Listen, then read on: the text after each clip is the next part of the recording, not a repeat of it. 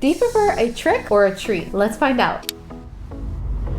Why choose? In today's video, I'm going to be showing you how to make an easy and budget-friendly candy dish and accent pieces using Dollar Tree items to give you a little bit of Halloween decor inspiration. And without any further ado, let's get started. To begin this project, I took a plastic spiderweb bowl from the Dollar Tree along with a plastic goblet that had a decorative skeleton hand and the matching small plastic glasses. These were cute as is, but I knew that we could do better, so I took them outside and spray painted all of the pieces using my rust-oleum forged hammer spray paint. Usually the spray paint doesn't take too long to dry, but it was really humid outside the day I did this project, and I think that really slowed down the drying process. I don't recommend that you do this inside unless you have a really well ventilated area, because it really does have a very strong smell.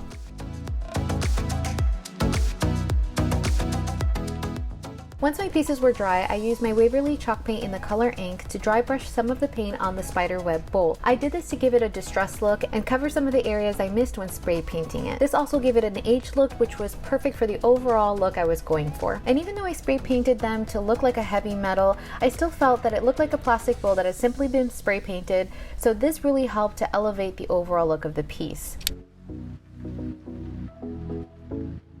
I also did the same with the goblet and the smaller glasses and focused mainly on the skeleton to make it stand out more. Then I added a little of the color ink to the top rim of the small glasses and the goblet because I felt it gave it more of a high-end look. Eventually, I decided to even smudge some of the color ink on the rest of the surface area of both the goblet and small glasses because it didn't have a heavily defined textured hammered look that I was going for, and I thought this would just tie all of it together. To add more character, I used my apple barrel paint in the color white to highlight the skeletal part of both the goblet and small glasses.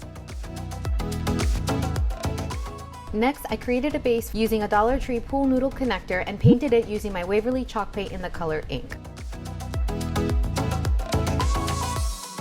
Once that was dry, I used my Waverly chalk paint in the color Nimbus to give the base more texture. Now, I have to apologize for the rain you're hearing in the background because at the time I'm recording this voiceover, it is seriously raining cats, dogs, bears, oh my. I mean, it is just crazy out there. I certainly hope it's clear skies wherever you are right now, that's for sure.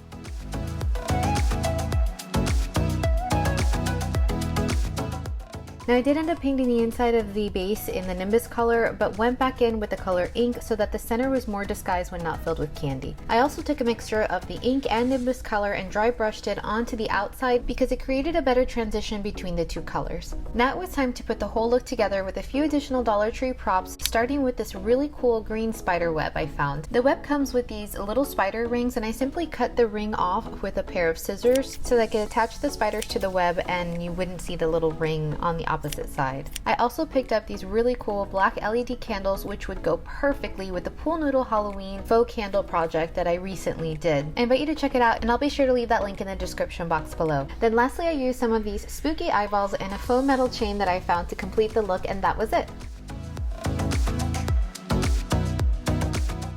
Do you spot any of my prior projects incorporated in the scene? Let me know by commenting below.